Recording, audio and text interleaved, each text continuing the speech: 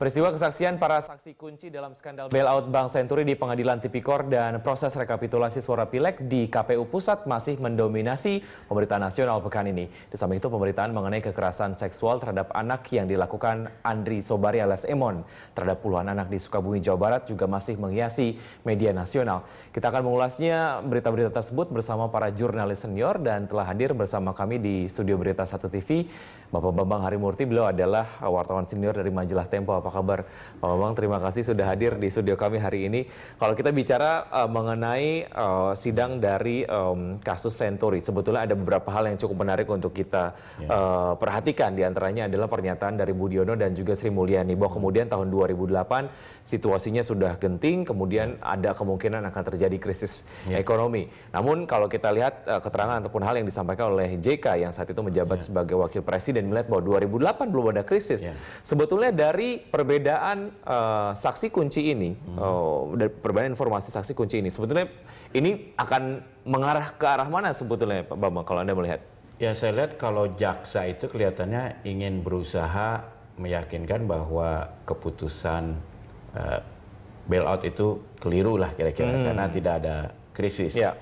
Tetapi Sri Mulyani dan sebagai Menteri Keuangan waktu itu dan juga Gubernur BI waktu itu Budiono menganggap terjadi krisis. Tapi seingat saya, karena saya memang waktu itu juga sudah menjadi wartawan yang terlibat dalam kasus ini, memang ketika itu terjadi pertentangan antara Ibu Sri Mulyani dan Gubernur BI Budiono dengan Pak JK soal menerapkan kebijakan blanket garanti. Karena ketika itu hampir boleh dibilang semua negara modern di dunia yang merasa khawatir akan ada krisis moneter menerapkan blanket garanti kebijakan. Tapi Pak JK dengan alasan takut kebijakan blanket garanti ini dimanfaatkan seperti BLBI dulu, menolak keras. Dan akhirnya terjadi kompromi, yaitu tidak diterapkan kebijakan blanket garanti, tapi diterapkan bahwa jaminan untuk nasabah bank yang tadinya hanya 100 juta setiap rekening dinaikkan menjadi 2 miliar. Pak JK waktu itu beranggapan dengan kebijakan sampai 2 miliar ini 99, sekian persen dari nasabah tercover sehingga tidak akan terjadi serangan terhadap bank. Tetapi kelompok seperti Pak Budiono menganggap barangkali jumlah rekeningnya 99, sekian persen.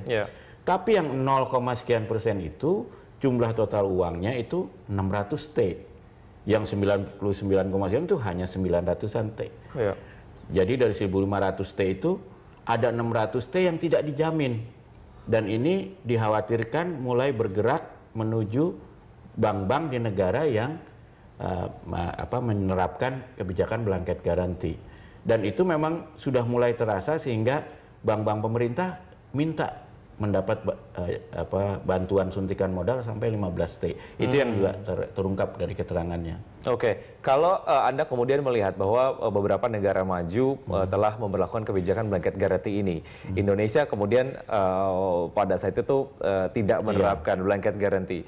Anda melihat apa yang disampaikan oleh JK pada situ, apakah pada saat sidang, apakah ini kemudian menjadi satu pernyataan yang tidak tepat, mengingat pada saat itu negara-negara maju sudah melakukan blanket garanti, artinya krisis kemudian terjadi gitu ya, dan ini juga yang dilihat oleh Budiono dan juga Sri Mulyani. Kalau kebijakan sih menurut saya nggak ada yang benar, nggak ada yang salah ya, tergantung keyakinan orangnya dan siapa yang punya kewenangan.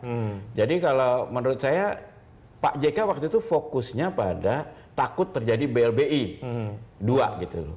Nah, sementara Bu Sri Mulyani dan Pak Budiono takut terjadi krismon gitu ya. Dan masing-masing bertahan karena Pak JK ngotot waktu itu, maka tidak diterapkanlah kebijakan blanket garanti. Kalau buat saya sih melihat bahwa semua negara di dunia yang modern itu yang punya sentral bank menerapkan kebijakan blanket garanti itu memang kebijakan Pak JK itu jadinya agak sistem di Indonesia begitu kuat sehingga satu-satunya negara di dunia yang merasa tidak perlu menerapkan blanket garanti ini.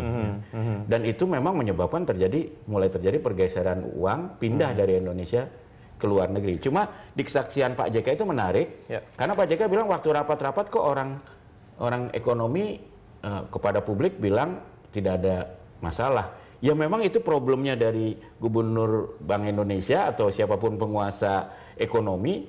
Kalau ada krisis nggak mungkin bilang, ya ini ada krisis. Pasti langsung terjadi krisis itu. Mereka pasti akan bilang, ya aman-aman saja supaya orang tidak menarik uangnya. Secara psikologis bisa sampaikan bahwa kemudian tidak terjadi krisis. Namun walaupun memang ada kondisi seperti itu. Iya, gitu ya. jadi kalau ada kondisi, kan bahaya kalau Gubernur BI bilang, wah ini kondisi kita gawat. Pasti semua orang langsung narik uangnya dari bank. Dan terjadi krisis beneran.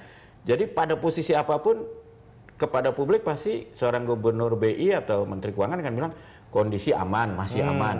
Nah, tapi sebetulnya apa yang dilakukan tentu adalah menyiapkan menghadapi krisis. Nah, ironisnya dari kasus ini, kalau waktu itu diterapkan kebijakan blanket garanti, ya nggak perlu ada keputusan bailout itu. Dia otomatis sudah apakah mau ditutup atau di bailout, pokoknya dijamin lah. Kalau kita lihat sendiri dari hal yang kemudian juga sudah disampaikan, bicara mengenai status dari Bank Senturi sebagai bank gagal berdampak sistemik. Kalau Anda lihat sendiri peran Budiono kemudian dalam produk, sepertinya kemudian Bank Senturi memerlukan bailout. Anda melihatnya seperti apa, Pak Bambang? Kalau saya melihatnya begini, waktu itu ada Gubernur BI dan orang-orang BI yang merasa harusnya diterapkan blanket garanti, sehingga mereka merasa itu harus diterapkan. Tetapi karena Pak JK waktu itu ngotot tidak boleh ada blanket garanti, ada kesan orang BI jadi mencoba memberikan data-data yang mendukung supaya Bank Senturi diselamatkan. Nah pertanyaannya sekarang, apakah upaya-upaya memberikan data-data yang kemudian membuat Ibu Sri Mulyani marah itu disengaja atau tidak? Ya. Jadi contohnya pada saat itu kan Bu Sri Mulyani sebetulnya nggak terlalu susah kebijakannya. Dia bilang kalau di bailout cuma keluar 632 miliar. Kalau ditutup mungkin keluar berapa T gitu. Jadi lebih murah bailout itu. Ya udah bailout aja. Tapi begitu sudah diputuskan penyelamatan, kok beberapa hari kemudian bengkak. Ya kan? Nah, sekarang pertanyaannya, apakah Bank Indonesia sudah tahu bahwa jumlahnya memang lebih besar daripada 632 miliar. Tapi mereka kasih tahunya 632 miliar karena kalau besar takutnya Bu Sri Mulyani memutuskannya tutup aja. Nah, ini yang kemudian mau dicari tahu. Kemudian yang perlu dicari tahu lagi, penyelamatan BI itu adakah orang-orang BI yang mendorong kebijakan penyelamatan karena dapat suap? Karena dalam hal ini Budi Mulya itu kan terbukti terima 1 miliar dari Robert Tantular. Cuma KPK harus bisa membuktikan bahwa uang 1 miliar itu diberikan kepada Budi Mulya supaya Budi Mulya mendorong keputusan penyelamatan Bank Senturi. Sehingga kemudian diputuskan untuk memberikan bailout gitu ya. Karena saya juga aneh nih, KPK kok tidak memberikan dakwaan berlapis untuk gratifikasi. Kalau gratifikasi udah pasti kena itu. Si Budi Mulya itu. Dan akan dihukum terima gitu uang dari pemilik bank yang diawasi oleh dia. Udah pasti dia kena. Tapi untuk membuktikan suap tuh lain. Nah, anehnya kenapa dakwaan untuk gratifikasi itu tidak diterapkan? Sehingga kasihan majelis hakimnya. Karena majelis hakim kalau dia nggak bisa ketemu bukti bahwa ini adalah pemberian uang ini untuk menentukan kebijakan bailout itu, dia harusnya membebaskan Budi Mulya. Padahal Budi Mulya udah jelas-jelas punya bukti menerima gratifikasi. Jadi gitu loh.